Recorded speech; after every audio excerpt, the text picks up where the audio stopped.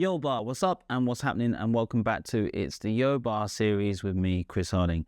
So today I'm going to talk to you about the ketogenic diet. Why am I doing this? Well, because a couple of clients of mine have actually asked whether they should go on the keto diet, whether it's good for them, and how it's actually going to affect their weight loss, their cholesterol, or their type 2 diabetes. So what I thought I'd do for you is I'll give you a very simple breakdown of what the keto diet is, what intermittent fasting is, and how they relate really well together, or how they can work together, and also how this is going to affect your blood sugars basically, and how it's going to help you to lose weight or cure those other things which I mentioned, such as high cholesterol and type 2 diabetes.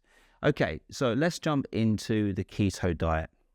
So ketosis is basically where your liver doesn't have any immediate form of carbohydrate. So your carbohydrate is lower than it would do when it would be for any standard diet. So a low carbohydrate diet will be things with minimal amounts of fruits, some vegetables, but mainly most of your energy or your macronutrients are coming from proteins and fats. So because you're adjusting your carbohydrate intake, which is basically the overall premise of the keto diet, what that does is it lowers your blood sugar and it forces your liver to start to go into your fat stores. And this is why you lose weight. The reason why you lose weight is because your liver will turn a fat cell back into a ketogen, and it will use that as a form of energy instead of blood sugar, which is actually called glucose. So what is glucose? Well, glucose is basically the simple form of whatever carbohydrate you consume. So whether you consume wheat, bread, pasta, rice, potatoes, any form of fruit, any form of vegetable, any form of lentil, and also you get the other things such as sugary drinks and things like that, your body basically turns carbohydrates into a simple sugar, which is called glucose. But when that glucose is too low, your body has to basically use ketosis instead, which is basically where it uses ketones to fuel the body. So if you look at intermittent fasting, and I'm just going to call it IF from now on, if you look at IF, basically what that does is it restricts the amount of food that you can consume because you're restricted by a limited time. So most of the time, quite often which is thrown around is the time between 12 and 8 p.m., which is 8 hours. But actually, eating within an 8-hour window is not recommended. And the reason it's not recommended is because it's still too long. It's still too much of a long time to be able to consume food, because within 8 hours, really, you could probably get 3 medium-sized meals in, which is going to mean that you're still consuming more energy than you actually need. And it's not actually going to give your body enough time to start the fasting process. The reason why the 8-hour window became so popular is because they did a study on rats. And when they did a study on rats, they basically fasted them for 16 hours, and in the other 8 hours, they actually fed them. Well, for a rat, because a rat's lifespan is much shorter than a human's, and obviously its overall mass is a lot smaller than a human's, fasting a rat for 16 hours every single day is going to force the rat to lose weight, because that 8-hour window is the only time when they can consume. Their metabolisms are different and their overall biology is very different to a human's. But because of that, that study actually became quite widely known as the 12-8 diet or intermittent fasting. If I were to give you anything, I would probably recommend that you drop your window of time down to 6 hours and start at 6 hours.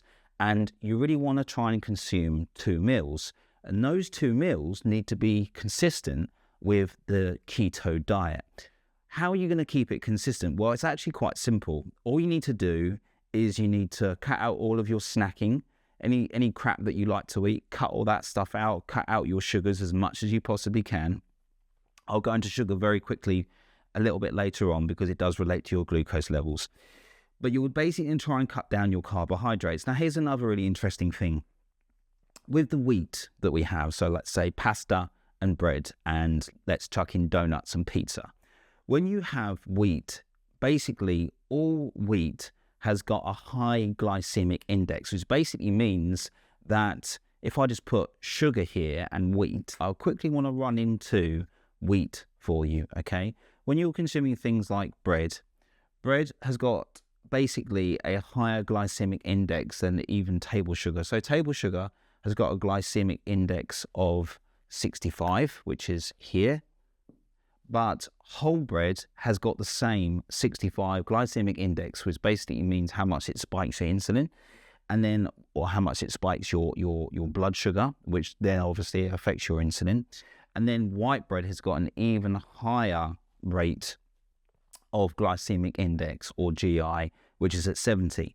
Basically what that means is that you just need to make sure that you're keeping your pastries, your breads, your pastas, and unless they come from a different type of wheat, most wheat that is grown worldwide in the 21st century is what they call dwarf wheat, and dwarf wheat has got a very high glycemic index. What you basically need to know is that when you're doing your keto dieting, you need to make sure that you're staying away from the refined carbohydrates, the refined grains, and also the refined sugars. So what are the things that you can actually, when you're considering to take on the keto diet?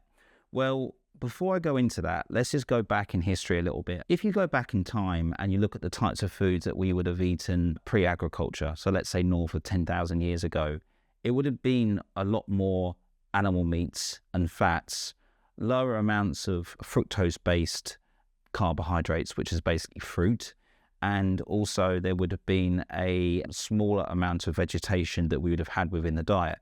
So that's basically what the keto diet reflects. It's reflecting sort of an old school diet that we would have had originally. So when you're considering the keto diet, now when people talk about the keto diet, a bit like the Atkins diet, people sort of say, have I got to eat loads of meat? But some people just can't stand eating high quantities of meat. And the answer is no, you don't have to eat just chicken and beef and lamb and other things of that nature. You can use fish, you can use shellfish, you can have eggs, you can have any form of dairy, and you can also have vegetables which are high in protein. But what you need to make sure is that when you're consuming things that are high in protein, they're also going to have some carbohydrate with them as well, which is obviously going to be converted back into glucose. Now, that type of glucose isn't as bad. It's got a much lower GI than things like table sugar and whole wheat bread. So as I said before, you just need to make sure that you're keeping those types of things, such as the refined grains and the refined sugars, very low to minimal, if at all. So try to steer away from those things. But really what you want to consider is a high volume of fat. And when I'm talking about fat, you want to stay away from your rapeseed oils, any seed oils, anything like that needs to be cleared away, stay away from, because they're not good for you. They're processed oils, especially vegetable oil. The oils and the fats that you can have are things like lard, which I know probably is not a choice for most people, but butter is fantastic.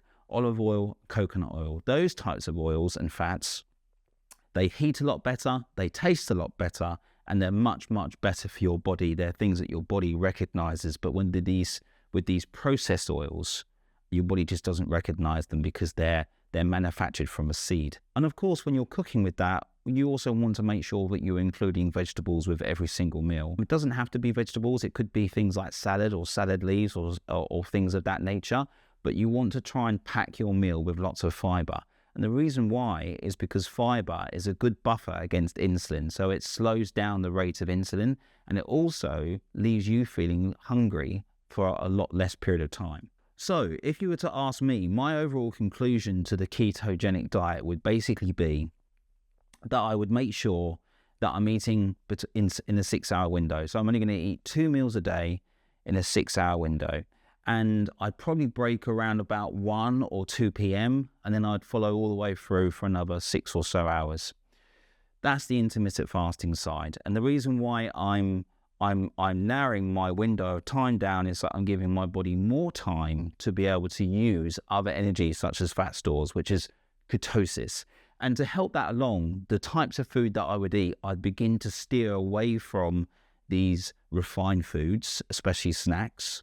And I'd actually start to prepare myself more protein-based, more fat-based, and more fiber-based meals. And if you do that, you'll have to give it some time. Most people want to see a result within a week, but actually that's not likely. The likelihood of you actually seeing a decent result is in between 4 and 6 months. So give yourself the time to do this and actually stick to it. If you steer away from it or you go on and you come off, you're not going to get the results that you want, because you're sending your body out of equilibrium, and basically you're constantly spiking your hormones in all sorts of different types of places. If you want to understand a little bit more about your hormones, and I'll link a video up here and you can watch that video as to why hormones play such a massive role in your weight loss journey. So guys, I hope you found that very quick video helpful to you beginning your ketogenic and intermittent fasting journey. Do both of them. You may as well. If you're going to change one, then you may as well change it for the better and add in intermittent fasting as well as the ketogenic diet, in my opinion. If you have any questions with regards to this video or anything else to do with weight loss, controlling your type 2 diabetes, or even lowering your cholesterol, then please drop a question into the comment box below and I'll make sure that I will get back to you. Until next time, be fit, be healthy, and of course, be a boss.